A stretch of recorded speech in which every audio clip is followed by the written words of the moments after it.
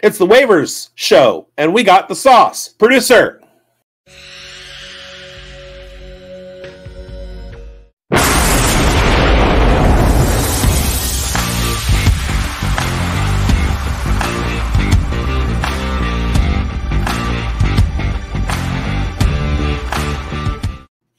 Welcome to the Fantasy Forecast. It's the Tuesday Waiver Wire Show. Pew, pew, pew, pew, pew, pew, pew, pew. It's Biggs. It's Grindberg. We're here. We got the names that you need to know. So many injuries. Crazy. It's the Injurocalypse again, Mike. I thought we got through this last year. What is happening?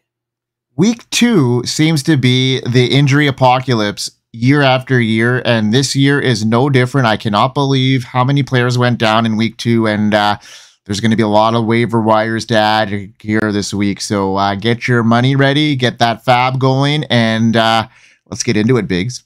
Sure. All right. First, we're going to talk about quarterbacks and tight ends. Yeah.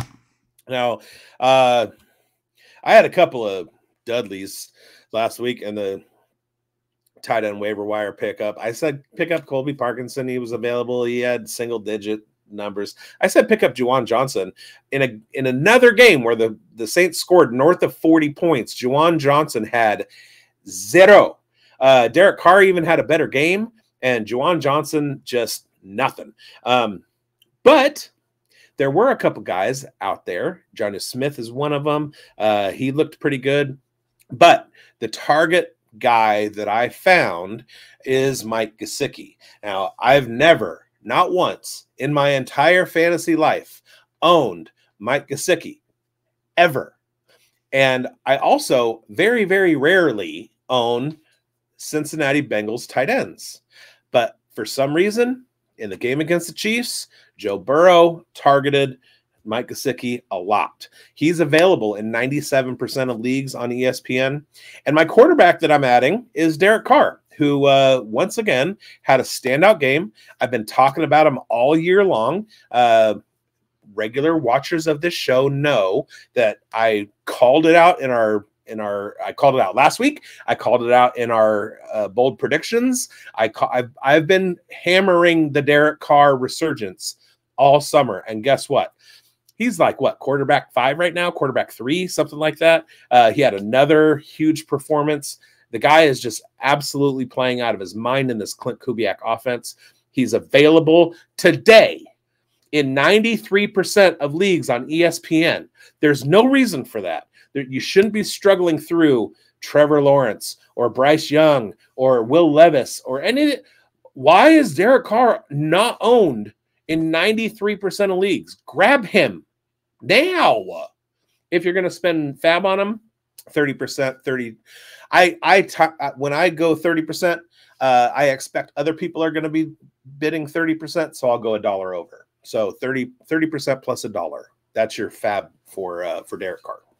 Yeah, man, and just think if they get into a game that's a little bit closer where they actually have to score, more. I think Derek Carr, he's been super efficient. He hasn't had to pass over 200 yards in a game, but look how efficient he's been with those touches. And just wait till a game where, I'm not sure. I mean, that defense looks pretty formidable too. So that team looks solid and up and down. Like they could be in the Super Bowl contention. And you can't discount those Bucks either, who looked amazing again this week against the Detroit Lions. So both these teams look pretty good, and yeah, man, good call on the Derek Carr train. Well, beware of crowning people too early. We all did that with the Dolphins last year when they put 70 on the Broncos. It's a long season. We're 2 weeks in, and the Saints have looked good. I was a little hesitant with Saints players going against Dallas because I thought Dallas's defense is legit, and they got exposed, which usually happens, and then they kind of settle down over the rest of the year. For example, I had Rashid Shaheed on a lot of benches, which I hated that call on my part. I could have won some league or some matchups if I had Rashid Shaheed instead of Jalen McMillan. But I think moving forward, like, both of those guys are totally viable, and don't crown the Saints yet. No. But you could definitely keep them in mind now. They were under the radar. Now they're being a little bit more over top of that stuff. And yeah, maybe teams will be onto that more. Maybe because they've caught a lot of these teams off guard. So yeah, good call. And maybe people will start listening to me. There you go. Derek Carr it is. And I'm going to talk about my tight end that I want you all to pick up, and he's available currently, only owned in 24% of Yahoo leagues, and that's Hunter Henry. His performance and projected role in New England's offense make him a standout addition. Week 2, Henry demonstrated his potential with a remarkable 44% target share, securing 8 receptions for 109 yards on 12 targets against the Seahawks. This performance not only highlights his prominent role in the Patriots' passing game, but also underscores his status as the primary receiving option, especially at the tight end position. His value is further amplified by the current landscape in Patriots offense with the departure of Mike Gesicki, who Biggs mentioned just previously, and the presence of competitors like Austin Wilcox as the most No.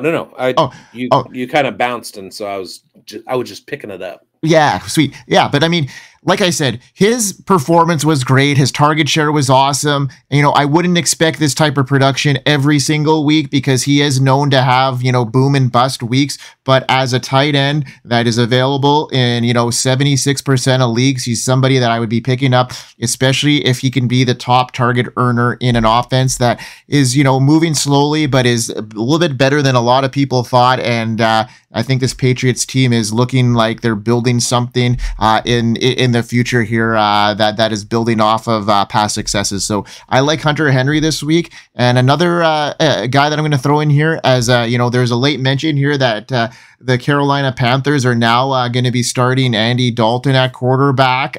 So he's a guy that you might want to look at as a streaming option, but also a guy that in super flex leagues, you're starting 2 quarterbacks, can definitely fill in, and he's going to make hopefully some of these guys that Biggs and I have been pretty high on, like Deontay Johnson going into this year. Maybe that can have some resurgence there. So Andy Dalton is a guy I'd be looking at spending some fab on, maybe not a huge amount, but if you're looking at getting somebody there as some solidifying your quarterback room, Andy Dalton could definitely be somebody that can fill in. Yeah, let me backtrack a little bit and just say the only reason that I didn't have Hunter Henry as my waiver wire target is because I got to the show notes and you had him first. But I have been making claims on him throughout my leagues. Yeah. The Andy Dalton thing, I just traded a 2025 first round pick for Andy Dalton and Skylar Thompson because somebody had both of them on their bench. And it's a 32 team league and I have Tua.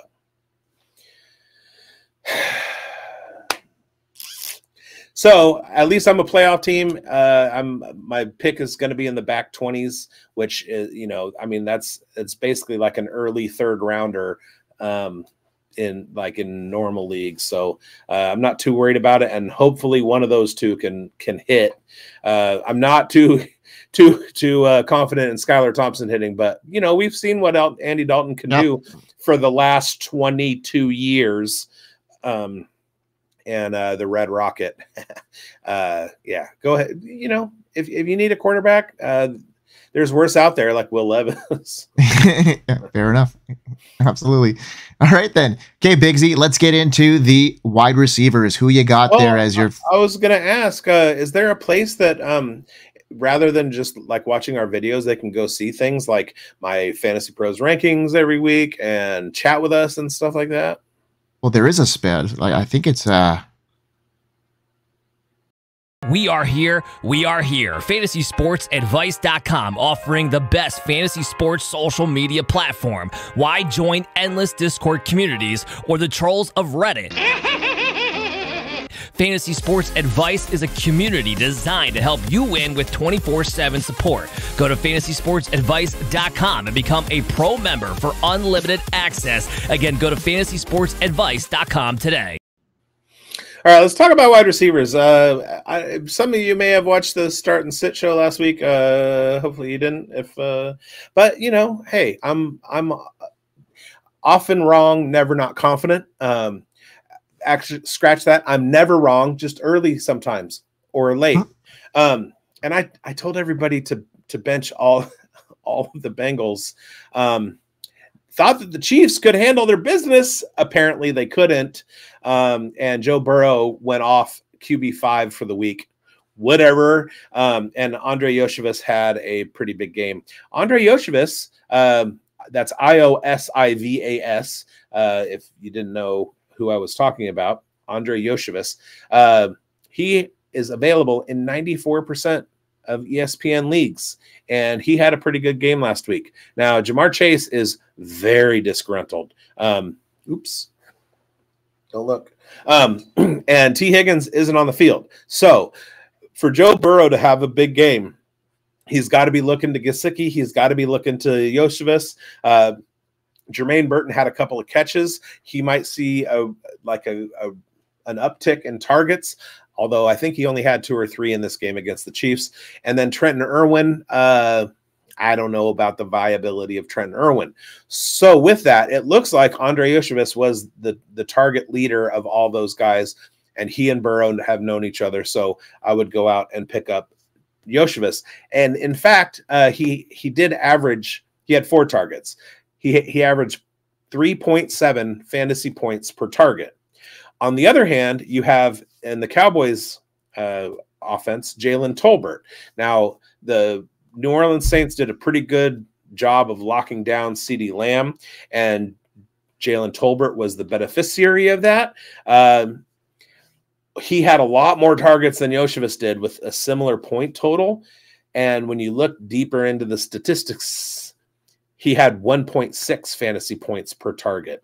That's not that great, but he is available in 96% of leagues. So if you need somebody to stick in your final flex spot, Andre Yoshivas, Jalen Tolbert. We also had news yesterday of Deebo Samuel being out for a couple weeks. That's on top of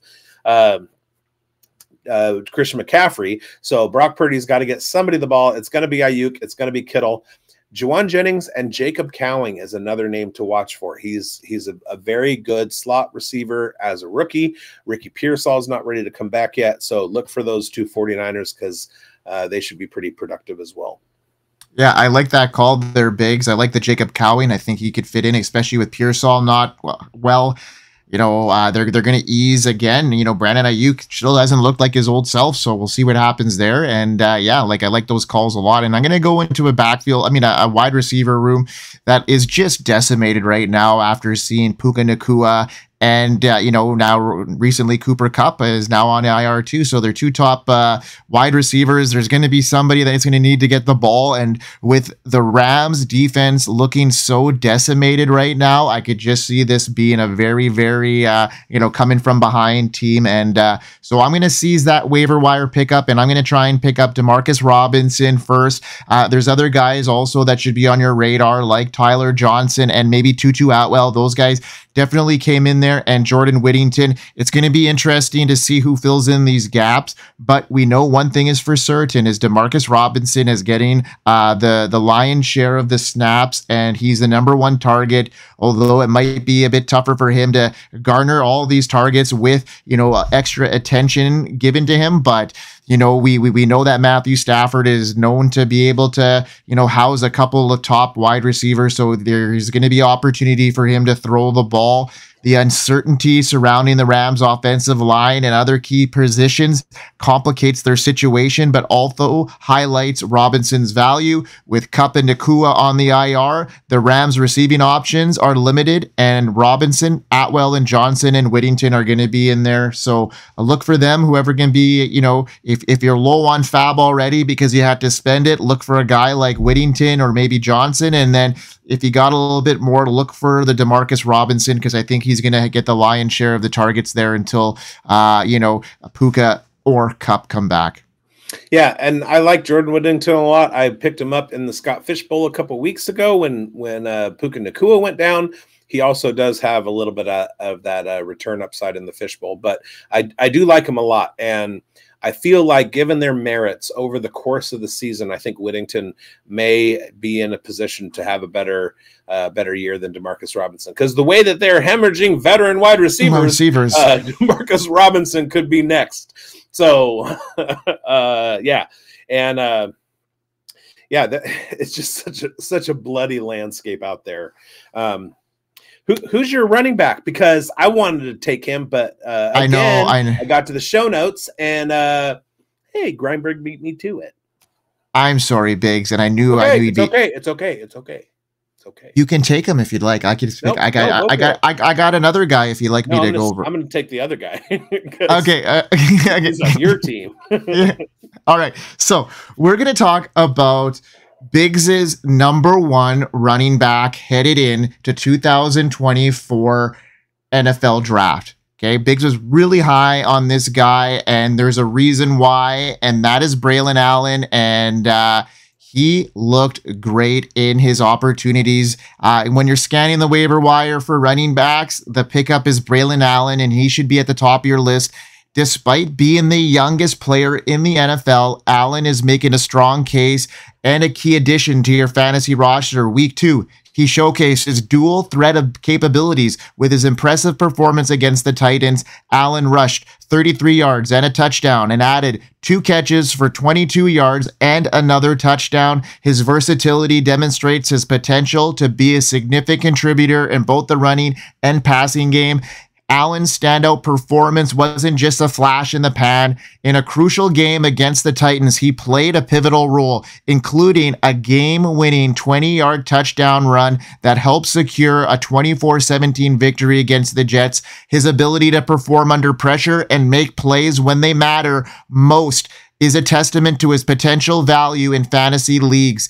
The situation in New York adds appeal to Allen. His situation alongside Breece Hall, currently dealing with, a situation there that's going to give him a prominent role, even with Breece Hall. They're both going to coexist. Aaron Rodgers doesn't look like his old self. He's not getting the ball downfield, and that's going to cause some appeal for Braelon Allen to be there. And I think he's just going to be, he's going to have some standalone value. But if an injury were to, come up for Breece Hall, Braelon Allen could be a league winner. You hush. What a roller coaster ride 2024 has been for Braelon Allen people. Now, I came out in the springtime just like he's my RB1, and I never wavered.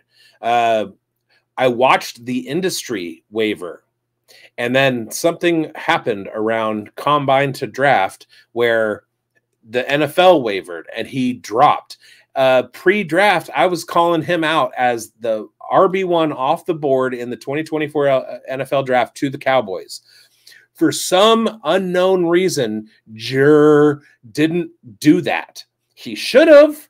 He should have listened to me, and Braelon Allen fell way down rookie draft boards because of draft capital. Draft capital is an important thing, but I like talent, and I've watched Braelon Allen for the last 3 years showcase his talent, and so he's up and then he's down, and then he's up and then he's down, and kick him all around and dirty laundry. What's happening to my brain right now? No. So then this week, Braelon Allen comes out. Everybody was high on Izzy Banakanda preseason, and Braelon Allen absolutely stole his lunch. And then he comes out this week and he scores 2 touchdowns. He had a huge week as a running back, and that was with Breece Hall getting the lion's share of the carries. Now, as a best ball guy, Braelon Allen is going to give you some spikes. He's not going to score 2 touchdowns every week. He's likely not going to score 1 touchdown a week. But the potential, if he's on the field, for him to break something big is absolutely there. He's hard to bring down. He's fast. He's enormous. He works with Derek Henry. All of the things that I've been saying since January are still true, except now he has just a tiny little opportunity to make some things happen in the New York Jets offense, and they love him. So make sure that, especially if you're a Breece Hall owner, you're rostering him as a handcuff. My little Breece Hall bow puckered up every time Braelon Allen scored a touchdown this weekend. I was like, no, Brees. Because I have Brees in a lot of very, very important situations in my fantasy portfolio. And Braelon hurt me. And it's, kind of like, you get hurt the most by the ones you love kind of thing. But yeah, Braelon Allen, grab him, especially if he's available, and just sit. Oh, my turn. Yeah. Okay. Chuba Hubbard is available in 36% of drafts. The thing about Andy Dalton coming in for Carolina is that he probably will open up the field a little bit for Chuba to have a little bit more running room. So whatever level Chuba, whatever tier Chuba was a part of in the last 2 weeks, he's going to raise a tier at this point. That's TIER. The other guy that I have been just scooping up everywhere that I could, and this is pre-Isaiah Pacheco injury, is Carson Steele. If you were to make a video where you had like their heads not there or their heads blocked, and you watch Carson Steele and Isaiah Pacheco run with the ball, they look very similar. It's violent intent and limbs akimbo. They both run with a fierce style. I thought Deneric Prince was the incumbent in Kansas City, and I unloaded all of my Deneric Prince shares because he got waived. Now he's with Miami. Doesn't look like he's going to get on a field again. But Carson Steele was the guy that the Chiefs went with. And so all of my Deneric Prince spaces are now filled with Carson Steele. And hopefully in the fishbowl, he was the first waiver run. I grabbed him, and hopefully he starts returning more kicks and stuff. But yeah, Carson Steele is an absolute waiver must. I have zero faith in Samaje Perine to do anything more than, and you know all about this, Mike. Isaiah Pacheco, Xavier McKinney, they're two very different roles in that offense. Carson Steele is going to be able to carry the Isaiah Pacheco role on top of his receiving ability in case they need him to do the Xavier McKinney stuff too and have 25 touches a game. But they do have Samaje Perine. Rumors are Kareem Hunt is coming in tomorrow, that's today. I told a joke today in my home league group chat. What's the difference between my laundry and Kareem Hunt? My laundry's not washed. Oh, nice.